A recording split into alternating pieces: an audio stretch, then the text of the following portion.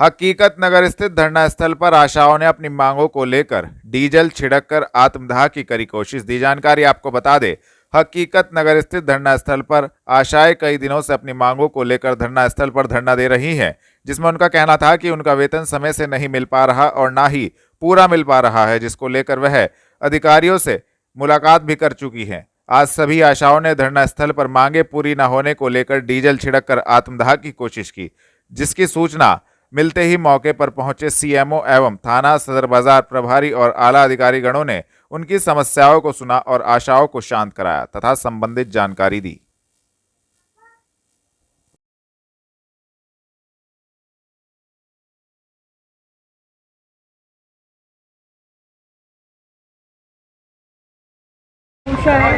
क्या हुआ आपके साथ, क्या मामला है? मेरे 2 साल से पैसे रुके हैं यहाँ पे। इन लोगों ने कोई सिन डाले। मैं 6 महीने से चक्कर काट रही हूँ। कभी कहीं भेज देते, कभी कहीं भेज देते। हम अपने परिवार का खर्चा कैसे चलाएं ये बताओ। परिवार वाले हमसे कैसे कभी ये कुछ करवाते, कभी कुछ करवाते। अब ये बताओ भाई जी, हम कहाँ जाए कहाँ न जाए। हम अपना आतन नहीं करेंगे तो और क्या करेंगे ये बताओ। जब हमारे 2200 रुपये तरीके नहीं आते तो हम कहाँ जाए ये बताओ। एक पैसे डालते मेरे से बात करी जाएगी सेकंड की। पहले भी इन्होंने 20-25 दिन पहले ये धरना प्रदर्शन किया था, तो मेरी जानकारी में कुछ आया कि आशाओं का मानदेय रुका हुआ है। हालांकि मुझसे कभी कोई नहीं मिली जिले पे। जब यहाँ धरने पे बैठ गए तब मैं यहाँ आया था पिछली बार, और इनके साथ नेता जी हैं वो वालिया जी, जिनसे ही बातचीत की थी पूरी। और तो उसमें यही कुछ लोगों के PFMs करते हैं हम लोग, वो फेलियर। पहले ये सारे पेमेंट इनके ब्लॉक से निकलते थे और पिछले कुछ महीनों से ये ज़िले से कर दिए हैं सारे पेमेंट्स। तो ज़िले लेवल पे आते आते वो पूरी चेन है 6-7 लोगों की, तो कुछ PFMs फेल हो गए थे इनके, तो वो ज़िले पे हम लोग फिर दोबारा स्टेट भेजते हैं, वहाँ से परमिशन होती है फिर निकालते हैं। तो हमारी तरफ से तो लगभग करीब इनका 85% के आसपास इनका पेमेंट हो चुका है। कुछ इंडिविजुअल्स आशा हैं हर ब्लॉक में, जिनके 3 आशा या 4 आशा हैं, तो उनके कुछ अकाउंट्स में कमियाँ या उनके इंडिविजुअल कुछ इशूज़ हैं, तो उनके कुछ पेमेंट्स रुके हुए हैं। तो उसको हम बिल्कुल युद्ध स्तर पे प्रायोरिटी पे बैठा के अपनी पूरी टीम, जिसके अंदर बैम है, ये हमारे डिस्ट्रिक्ट अकाउंट मैनेजर है डैम, और जितने BCPM हैं, DPM में सब लोग बैठे हैं। तो यही कोशिश कर रहे हैं कि उसमें इंडिविजुअल आशा भी कोई ना बचे। एक आशा उसके जिस मदद में जितने पैसे हैं वो सारे क्लियर कर दिए। 15 दिन पहले भी आश्वासन दिया गया। बिल्कुल, मैंने कहा था इनसे कि मैं 2 हफ्ते के अंदर इसको पूरा कोशिश करूँगा, और हमने बहुत मैनेज किया है। इस चीज़ को ये भी मानेंगे आप पूछिएगा कि काफ़ी पैसा इनका रुका हुआ है इनके अकाउंट में। तो आत्मदाह की कोशिश क्यों की ऐसे? ये ऐसे मुझे तो इसकी जानकारी मैं आपको क्या दे सकता हूँ ना, मेरी कोई ऐसी जानकारी नहीं, तो मैं नहीं आया हूँ, उनसे बात करना आया हूँ। मैं महिलाओं की तबीयत खराब हुई? हाँ, किसी को कल भी किसी को फीवर था तो उसको जिला अस्पताल दिखाया हमने, और अभी भी किसी लड़की का, लेडी का, उसका आशा का दिल घबरा रहा तो उसको हमने एम्बुलेंस से भिजवा दिया। कह रही है कि आज ही अगर वेतन उनका नहीं दिया जाता तो आत्मदाह करने को तैयार। आज वेतन कैसे दे सकते हैं तो आप भी समझते हैं। कोई वेतन नहीं होता है इनके, अलग अलग मदों में ये काम करती हैं, अलग अलग मदों के पैसे होते हैं, है ना, तो उनको फिर पूरे वाउचर्स बनते हैं। एक सिस्टम, एक प्रोसेस है। ऐसा नहीं है कि किसी को फिक्स पैसे मिलते हैं उसके आज हमने रोक रखे हैं तो उसको आज डाल दें, ऐसा नहीं है। एक सिस्टम है, सिस्टम के तहत। कहना है कि लगभग 1 साल से ये प्रयास आइडिया नहीं आई ना। नहीं, तो मुझसे कभी कोई नहीं मिला, कोई भी आशा कभी आके नहीं मिली है।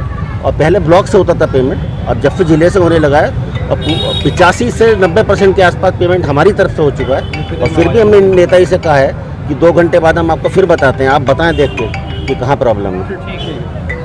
गुरुद्वारा रोड स्थित कार्यालय पर 3 अगस्त को जनमंच में आयोजित होने वाले कार्यक्रम को लेकर कांग्रेसियों द्वारा प्रेस वार्ता आयोजित। आपको बता दें, गुरुद्वारा रोड स्थित कार्यालय पर कांग्रेस जिलाध्यक्ष चौधरी मुजफ्फर अली, पूर्व विधायक सुरेंद्र कपिल, प्रदेश सचिव प्रवीण चौधरी, महानगर अध्यक्ष वरुण शर्मा के द्वारा एक प्रेस वार्ता का आयोजन किया गया। प्रेस वार्ता को आयोजित करने का उद्देश्य 3 अगस्त को जनमंच में कांग्रेसियों द्वारा एक कार्यक्रम आयोजित किया जा रहा है, जिसको लेकर यह प्रेस वार्ता आयोजित की गई तथा संबंधित जानकारी दी। आज की जो हमारी PC का मकसद है, उद्देश्य है, आने वाली 3 तारीख में हमारे मंडल का एक कार्यक्रम हो रहा है, जिसमें हमारे प्रदेश के अध्यक्ष आदरणीय ब्रजलाल खाबरी जी, हमारे प्रांतीय अध्यक्ष नसीबुद्दीन सिद्दीकी जी, हमारे प्रदेशीय महासचिव विद्युत चौधरी जी, प्रदेश के सचिव गौरव भाटी जी, और प्रवीण चौधरी जो कि मुजफ्फरनगर के प्रभारी हैं, सत्यम भुरियान जो कि शामली के प्रभारी हैं, सभी प्रदेश के पदाधिकारीगण जो मंडल के क्षेत्र में आते हैं, और राष्ट्रीय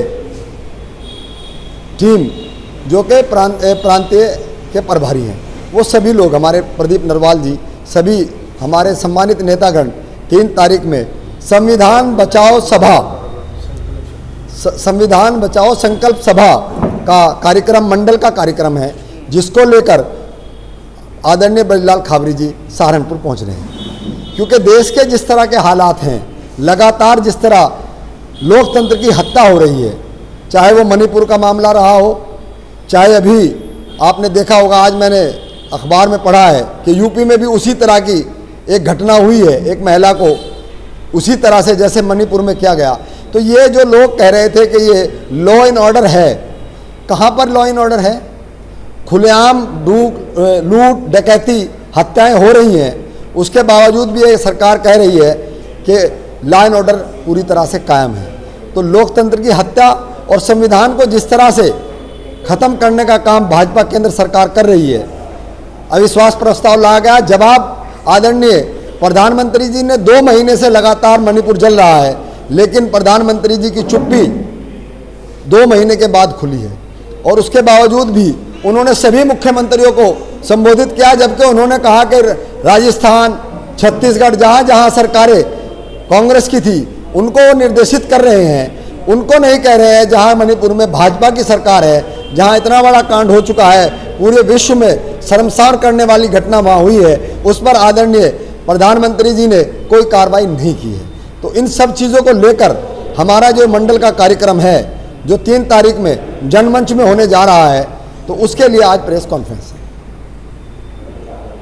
थाना बिहारीगढ़ पुलिस ने ठगी करने वाले तांत्रिक को थाना बिहारीगढ़ क्षेत्र से किया गिरफ्तार। पुलिस लाइन में प्रेस वार्ता आयोजित। आपको बता दें, वरिष्ठ पुलिस अधीक्षक के निर्देशन में अपराधियों के विरुद्ध चलाए जा रहे धरपकड़ अभियान के क्रम में थाना बिहारीगढ़ पुलिस को बड़ी सफलता हाथ लगी है। थाना बिहारीगढ़ पुलिस ने ठगी करने वाले तांत्रिक नैयर पुत्र सिराज को बिहारीगढ़ थाना क्षेत्र से गिरफ्तार करने में महत्वपूर्ण सफलता प्राप्त की है, जिसके कब्जे से 4 लाख रुपए नगद एवं तांत्रिक क्रिया का सामान भी बरामद किया गया। इस संबंध में पुलिस लाइन स्थित सभागार में प्रेस वार्ता का आयोजन भी हुआ। एसपी देहात सागर जैन ने उक्त मामले का खुलासा किया तथा संबंधित जानकारी दी। थाना बिहारीगढ़ में 26 जुलाई को बुग्गावाला जिला हरिद्वार निवासी 2 व्यक्तियों के प्रार्थना पत्र प्राप्त हुए। दोनों प्रार्थना पत्र में एक व्यक्ति है नैयर, जो कि इस्माइलपुर बिहारीगढ़ का रहने वाला है, और उसके अज्ञात साथियों पर तंत्र मंत्र विद्या कर धोखाधड़ी एवं छेड़खानी करने के आरोप उसमें प्रार्थना पत्र में लगाए थे। इस प्रार्थना पत्र की जांच करने पर जब इसकी जांच की गई तो ये तथ्य सही पाए गए और मुकदमा पंजीकृत किया गया। आज अभियुक्त नैयर को गिरफ्तार किया गया है, जिनके पास से 4 लाख रुपए, तांत्रिक क्रिया करने वाले कुछ सामान एवं जो कुछ पीली धातु है जो आर्टिफिशियल प्रतीत होती है, उसके कुछ आभूषण और गहने ये सब प्राप्त हुए। इसने पूछताछ पे बताया कि ये पिछले कुछ महीनों से ये ठगी करने का कार्य कारित कर रहा है। सबसे पहले ये उन लोगों को पकड़ते थे जिन्होंने हाल ही में जमीन बेची है और जिनके पास अच्छी मात्रा में जो है कैश घर पर मौजूद है। फिर ये उनके आसपास के जो व्यक्ति है उनसे बातचीत करके और जो पीड़ित व्यक्ति है उनको बताते थे कि आप पे माया जो है माया जाल का जो शिकंजा है उसको हम दूर कर सकते हैं, या फिर आपके जो भी बुरा वक्त चल रहा है या आपके घर में जो भी गड़ा हुआ सोना है हम उसको निकाल कर दे सकते हैं। और ऐसी बातों से उनको अपने जो है उसमें ले लेते थे कब्जे में, और जो व्यक्ति इनकी मदद करते थे इस काम में वो उसी विक्टिम के या तो पड़ोसी होते थे या फिर करीबी रिश्तेदार होते थे। ये मौका देखकर उनके जो आंगन या उनके बरामदे या उनके घर के किसी हिस्से पर एक हांडी जो है उसमें नकली आभूषण जमीन में गाड़ देते थे। फिर कुछ समय बाद ये जो नैयर अभियुक्त है ये वहां पर आता था और उस गड़े हुए धन को जो नकली आभूषण है उसको निकालकर ये कॉन्फिडेंस में ले लेता था कि देखिए मेरी वजह से ये आपका गड़ा धन निकला है, और इसी तरह से ये प्रोसेसेस को रिपीट करता था और उनसे हर बार गड़ा धन निकालने या उनकी पूजा पाठ करने के 2 से 3 लाख रुपए ले लेता था। लगभग कितने लोगों से इसने अभी तक? जी अभी इसने पूछताछ में बताया कि इसने करीब 4 से 5 लोगों पे ये जो है ठगी की है, बट हमारे पास अभी 2 प्रार्थना पत्र प्राप्त हुए हैं जो कि जनपद सहारनपुर से संबंधित हैं, और भी जो भी इसमें प्रार्थना पत्र प्राप्त होंगे उसमें इसी विवेचना में उसको सम्मिलित किया जाएगा। और इसमें जो भी विक्टिम्स के साथ जो भी इनके हम रहे हैं जो घटना करने के लिए जिन्होंने भी साथ दिया है उनको भी इसमें षड्यंत्र में विवेचना में जोड़ा जाएगा और उनसे भी रिकवरी की जाएगी। सर क्या अपील करेंगे जनपद वासियों जैसे भोले वाले लोग अंधविश्वास के चक्कर में झाड़ फूक और तंत्र विद्या के चक्कर में अगर पड़ जाते हैं उन्हें क्या संदेश देंगे? देखिए मेरी जनता से यही अपील है कि साइंटिफिक टेम्पर रखें, कभी भी ऐसे तंत्र मंत्र और झूठे जो आपको बता दें कि आपके घर से गड़ा धन निकाल देंगे या फिर आपका माया है, आपके ऊपर बुरी माया का छाया है, तो इन चीजों से बचें। ये अभी कुछ दिनों में ये ऐसी घटनाएं अमूमन ज्यादा हो रही हैं। एक साइंटिफिक टेम्पर अपने आप में लाएं और एक ऐसा कुछ भी नहीं होता है, ऐसे लोगों को और इससे शय मिलती है और ऐसी घटनाओं का जैसे ही हम लोगों को और भी पता लगता है कि जो जो इस घटना में लिप्त हैं उन सभी को हम उन पर कार्रवाई करके एक एग्जाम्पल सेट करेंगे ताकि ऐसी घटनाएं और ना हो। मकसद क्या है? इनका मकसद इजी मनी होता है। जो भी ऐसे भोले भाले लोग इनके पास आके इनको ढेर सारा पैसा एक बार में दे देते हैं तो इनका और इससे एक हौसला मिलता है कि इससे और भी ये घटनाएं करते हैं। बट आज इसको गिरफ्तार कर माननीय न्यायालय के समक्ष पेश किया जा रहा है और इसमें अग्रिम कार्रवाई की जाएगी। पुलिस लाइन स्थित कार्यालय से वरिष्ठ पुलिस अधीक्षक ने जनपद में चलाए जा रहे ऑपरेशन तलाश को लेकर दी जानकारी। आपको बता दें, आगामी 15 अगस्त के दृष्टिगत सुरक्षा व्यवस्था को ध्यान में रखते हुए मकान किराए पर देने वाले मोबाइल सिम विक्रेता, बैंक कर्मचारी और जनसेवा केंद्र कर्मचारी आदि स्थानीय सम्मानित व्यक्तियों के साथ मीटिंग कर उनको जागरूक किया जा रहा है कि जो लोग बाहर से आए हैं, इनसे किसी ने सिम लिया हो, नौकरी ली हो या उनके पास रुका हो, उनका पुलिस वेरिफिकेशन जरूर किया जाए ताकि जो भी संदिग्ध व अवैध रूप से निवास करने वाले व्यक्ति हैं तो उनके विरुद्ध नियमानुसार पुलिस कार्यवाही की जा सके। इसके लिए पुलिस द्वारा ऑपरेशन तलाश भी चलाया जा रहा है, जिसके संबंध में वरिष्ठ पुलिस अधीक्षक डॉक्टर विपिन ताड़ा ने संबंधित जानकारी दी। आगामी 15 अगस्त को देखते हुए सुरक्षा व्यवस्था को ध्यान में रखते हुए उत्तर प्रदेश के बाहर से गैर प्रदेश से आए लोगों के सत्यापन का अभियान चलाया गया है। यह प्रथम चरण है जिसमें प्रदेश से बाहर आए लोगों का सत्यापन करवाया जा रहा है और इसके लिए थानों पर जो मकान किराए पर देने वाले लोग हैं, नौकरी देने वाले लोग हैं, जो सिम कार्ड विक्रेता हैं, बैंक कर्मचारी हैं, जो जनसेवा केंद्र के कर्मचारी हैं, इनकी मीटिंग की जा रही है और इनको जागरूक किया जा रहा है कि जो लोग भी प्रदेश के बाहर से आए हैं और इनसे किसी ने सिम लिया हो, कहीं रुका हो, कहीं नौकरी ली हो, तो उनकी जानकारी थाने पर दी जाए और उनका पुलिस वेरिफिकेशन करवाया जाए। उद्देश्य यह है कि जो भी व्यक्ति बाहर से आए उनका पुलिस सत्यापन हो और यदि कहीं कोई संदिग्ध या अवैध रूप से निवास करने वाला व्यक्ति पाया जाता है तो उसके विरुद्ध नियमानुसार पुलिस कार्रवाई की जा सके। और यह सब प्रयास है कि जन भागीदारी से ये संभव हो और लोगों में इस चीज़ के प्रति एक चेतना जगाई जा सके। इसके लिए ये ऑपरेशन तलाश पुलिस द्वारा चलाया गया है। थाना कोतवाली नगर पुलिस ने 2 शातिर चोरों को कोतवाली नगर क्षेत्र से किया गिरफ्तार, भेजा जेल। आपको बता दें, वरिष्ठ पुलिस अधीक्षक के निर्देशन में अपराधियों के विरुद्ध चलाए जा रहे धरपकड़ अभियान के क्रम में थाना कोतवाली नगर पुलिस को बड़ी सफलता हाथ लगी है। थाना कोतवाली नगर पुलिस ने 2 शातिर चोर सौरभ कश्यप पुत्र सतीश कश्यप, विनय उर्फ मोगली पुत्र राजकुमार को कोतवाली नगर क्षेत्र से गिरफ्तार करने में महत्वपूर्ण सफलता प्राप्त की है, जिनके कब्जे से चोरी की हुई 2 बैटरी, 1 ई रिक्शा व 1 नाजायज चाकू बरामद किया गया तथा संबंधित धाराओं में कार्यवाही करते हुए दोनों अभियुक्त गणों को जेल भेजा गया है। गिरफ्तार करने वाली टीम में उप निरीक्षक Vipin Kumar, head constable Amit Kumar, constable Ramveer Singh, constable Rahul मौजूद रहे।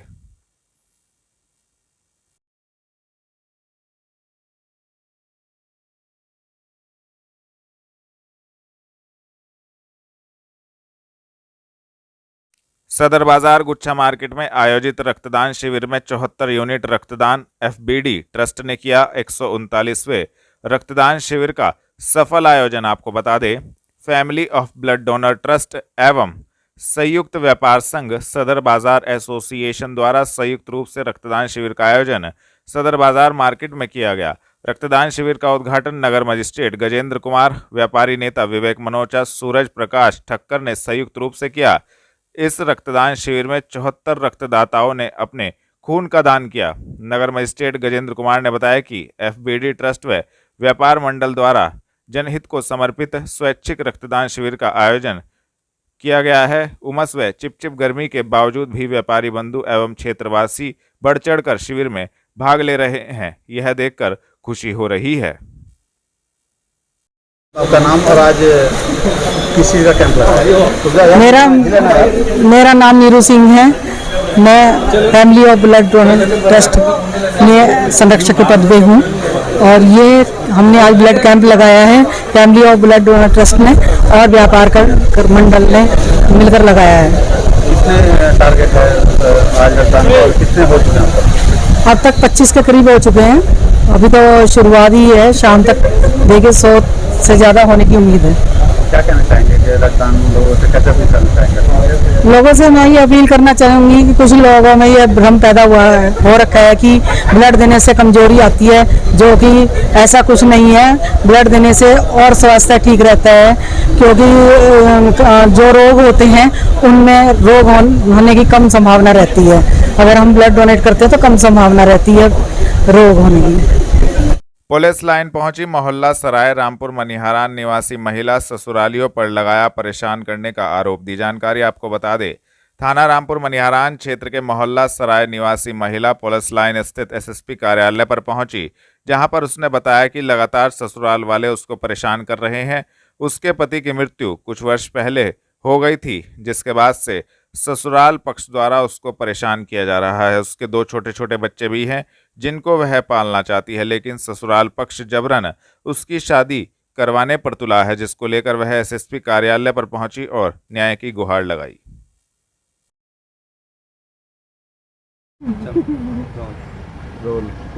क्या नाम है आपका? रजनी। रजनी, क्या हुआ आपके साथ? अभी कहाँ पर हैं, क्यों आई हैं? मैं रामपुर मनिहारन से हूँ, मोहल्ला सराय से। ये हुआ 2021 में मेरे पति जो है वो एक्सपायर हो चुके हैं। एक्सपायर होने के बाद जो मेरी देवर है, मेरी देवर देवरानी और मेरी जो सास है, वो मुझे घर से निकालना चाह रहे हैं। वो मुझे खर्चा भी कुछ नहीं दे रहे हैं। कहते हैं इस घर से चली जा या दूसरी शादी कर ले। अब ये बताओ दूसरी शादी कहाँ करके जाऊँ मैं? मेरे तो 2 छोटे बच्चे हैं, मुझे अपने बच्चों को पालना। मैंने अपनी सास को बोला भी कि मेरे तो बच्चे हैं, मुझे शादी नहीं करनी। नहीं, मेरा शादी का माने मुझे अपने बच्चे पालने हैं। और वो लोग वो इस चीज़ को मानने को तैयार नहीं है। मुझ पर प्रेशर डाल रहे हैं कि शादी करो या यहाँ से जाओ। देवरानी कहती है कि इस घर में एक ही रहेगी, या तो तू रहेगी या मैं रहूँगी। और मेरी सास कहती है मैं तुझे कुछ भी खर्चा नहीं दूँगी। मेरी सास के नाम कोटा है, जो मेरे ससुर के नाम था। वो एक्सपायर हो चुके हैं। एक्सपायर होने के बाद मेरे पति ने भाग दौड़ करके वो कोटा जो है मेरी सास के नाम कराया, क्योंकि उस टाइम जो तहसील थी वो देवंद हुआ करती थी। तो उन्होंने भाग दौड़ करके वो सारा सास के नाम करा दिया।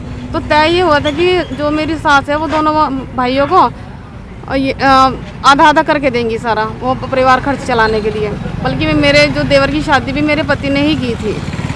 अब उसके बाद इन लोगों ने मुझे कुछ नहीं दे रहे हैं और कहते हैं घर से चले जाओ। उनके पास क्या दिक्कत आ रही है आपके सामने? परेशानी तो यह है कि प्रॉपर्टी तो यह है कि हमारा 700-800 गज का प्लाट है, उसमें से वो मुझे कुछ दे ही नहीं रहे हैं। उसमें से कहते हैं कि ये उन्होंने वसीयत की है, वसीयत में देवर का नाम दिया है, मतलब देवर के लड़के का नाम दिया है, अपनी लड़की का नाम दिया है और अपना नाम दिया है।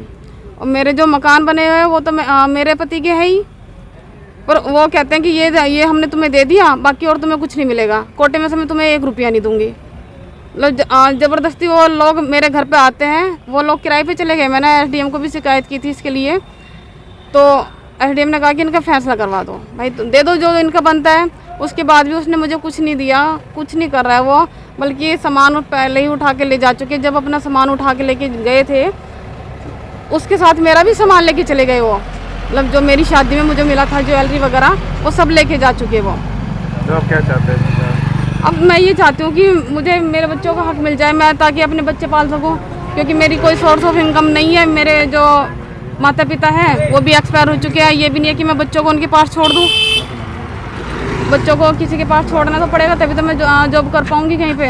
अब बच्चे इतने छोटे किसके पास छोड़ूँ, तो कहाँ से कमाई करूँगी? तो आपने कहाँ कहाँ शिकायत की है? मैंने एसडीएम को भी की थी, ठीक है, मुख्यमंत्री को भी मैंने ऑनलाइन शिकायत की है, मैंने यहाँ महिला थाने में भी दिया है। पर जो मेरा देवर है वो पैसे के बल पे हर जगह पैसे दे देता है और कुछ नहीं कार्रवाई होने दे रहा है। तो अभी आप कहाँ पर रह रहे हैं? अभी मैं रामपुर मनिहारन में रह रही हूँ। जो उन्होंने एक वसीयत भी की है उन्होंने एक वसीयत की है। वसीयत में उन्होंने क्या किया कि मेरे बेटे को बना दिया कि ये 3 मंजिला मकान है, ये मेरे पोते का है, तन्मय का, पर संरक्षक उसमें उसके चाचे को बनाया है। तो ये बताइए, उसके जो पिताजी हैं वही तो एक्सपायर हुए, मम्मी तो एक्सपायर नहीं हुई है। संरक्षक तो मम्मी होनी चाहिए जब मम्मी के पास रह रहे हैं दोनों बच्चे। हकीकत नगर स्थित कार्यालय पर पहुंचे स्वर्ण आर्मी संगठन के संस्थापक व अध्यक्ष सर्वेश पांडे, हुआ भव्य स्वागत। दी जानकारी आपको बता दे, हकीकत नगर स्थित कार्यालय पर पहुंचे स्वर्ण आर्मी संगठन के संस्थापक व अध्यक्ष सर्वेश पांडे का स्वर्ण समाज द्वारा भव्य स्वागत किया गया। इस दौरान सर्वेश पांडे ने कहा कि लगातार हम स्वर्ण समाज को जागरूक करने का काम कर रहे हैं और स्वर्ण समाज के साथ हो रहे उत्पीड़न को लेकर आवाज उठाने का काम कर रहे हैं। इसी विषय पर चर्चा भी की गई तथा संबंधित जानकारी दी। जी, आपका परिचय और आज क्या कार्यक्रम था जिसमें आज सहारनपुर पहुंचे? जी, मेरा नाम सर्वेश पांडे है और स्वर्ण आर्मी संगठन का मैं संस्थापक और अध्यक्ष हूँ। आज हमारे बड़े भाई राकेश शर्मा जी, जो कि अमेरिका में रहते हैं, उनकी माता जी का विगत दिनों में स्वर्गवास हो गया था, तो आज उनके आवास पर मतलब सहडोली हड़िया करके गांव है, वहाँ पर पगड़ी रस्म का कार्यक्रम था। उसी कार्यक्रम में हम लोग आए थे। उस कार्यक्रम के बाद फिर हमारे सौर समाज के भाई बंधु जो कि सहारनपुर के हैं, इन लोगों ने शाम को बुलाया था एक मीटिंग के लिए, तो उसी मीटिंग में हम आए थे, आप लोगों से मुलाकात की। क्या क्या विषय है स्वर्ण समाज के और क्या क्या मुद्दे हैं जिनको लेकर? देखिए, हम लगातार सौरों को जोड़ने और जगाने का काम कर रहे हैं। लगातार सौर समाज का जो उत्पीड़न हो रहा है उसके खिलाफ हम लोग आवाज़ उठा रहे हैं। सौर समाज का मुख्य मुद्दा है कि जो देश में जातिगत आरक्षण है, इसे आर्थिक आधार पर किया जाए। गरीब किसी भी जात का हो उसे आरक्षण मिले, किसी जात को आरक्षण ना मिले। दूसरी बात जो है SC ST एक्ट जो है, इसमें जांच की व्यवस्था हो, और जैसे कि दलित आयोग है, अल्पसंख्यक आयोग है, उसी प्रकार से सौर आयोग का भी गठन हो। जी। शाकुंभरी विश्वविद्यालय शैक्षणिक सत्र के प्रारंभ सत्र को लेकर प्रेस वार्ता आयोजित। दी जानकारी आपको बता दें, उत्तर प्रदेश के मुख्यमंत्री योगी आदित्यनाथ की योजना मां शाकुंभरी विश्वविद्यालय शैक्षणिक सत्र प्रारंभ होने जा रहा है। अभी यूनिवर्सिटी में अंग्रेजी, हिंदी, संस्कृत, प्राचीन भारतीय इतिहास, राजनीति शास्त्र, मनोविज्ञान, एक दर्शन शास्त्र, लोक प्रशासन, समाजशास्त्र, समाज कार्य अर्थात human right and duties studies and development अध्ययन, गणित, सांख्यिकी, पर्यावरण अध्ययन, public health, MBA, master of life long learning and extension एवं कम्युनिटी एजुकेशन एंड डेवलपमेंट पाठ्यक्रम संचालित किए जाएंगे और इन सभी पाठ्यक्रमों में प्रवेश हेतु किसकी सीटें निर्धारित की गई है, इस संबंध में जानकारी कुल सचिव HS सिंह द्वारा दी गई। हम पठन पाठन कार्य विश्वविद्यालय कैंपस में भी कर रहे हैं।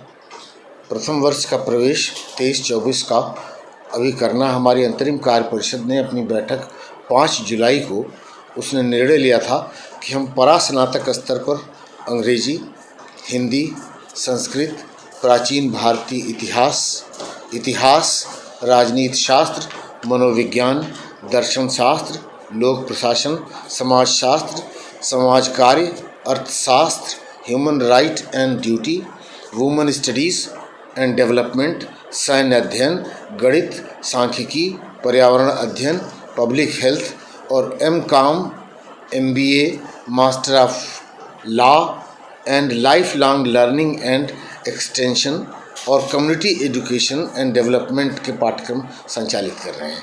इनमें हर प्रत्येक पाठ्यक्रम में 30-30 सीटें निर्धारित की गई हैं।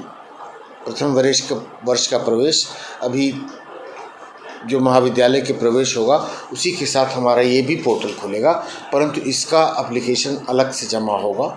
इसके अतिरिक्त कुछ डिप्लोमा प्रोग्राम्स भी हमारे यहाँ चलाए जाने हैं, जिसके बारे में मैं अभी आपको जो कागज़ दूंगा उससे आपको पता चल जाएगा। अंतरिम कार्य परिषद ने इस निर्णय के साथ साथ ये भी निर्णय लिया था कि अभी हमें नवनिर्मित राजकीय महाविद्यालय भी मिला है जो सिडौली हरिया सहारनपुर में है। उसको मैंने शासन से मौखिक रूप से स्वीकृति प्राप्त कर ली है कि उसको एक विश्वविद्यालय कैंपस के रूप में डेवलप किया जाए और उस परिसर में faculty of business management and commerce, faculty of law और फैकल्टी ऑफ एजुकेशन सिडौली हरिया में चलेगा। शेष पाठ्यक्रम यहाँ चलाए जाएंगे। वो कागज़ लाओ। अभी मेरे ख्याल से 2-3 दिन पोर्टल खोल रहे हैं। कॉलेजों के लिए भी प्रवेश का पोर्टल खुलेगा पोस्ट ग्रेजुएट पाठ्यक्रमों में और विश्वविद्यालय का ही पोर्टल खुलेगा। तो क्या एंट्रेंस की व्यवस्था रहेगी सर, कैसे? नहीं, मेरिट से एडमिशन करेंगे। प्रधानमंत्री स्वनिधि बाजार का फीता काटकर उद्घाटन मेयर डॉक्टर अजय कुमार सिंह, जिलाधिकारी डॉक्टर दिनेश चंद्र व नगरायुक्त गजल भारद्वाज ने किया।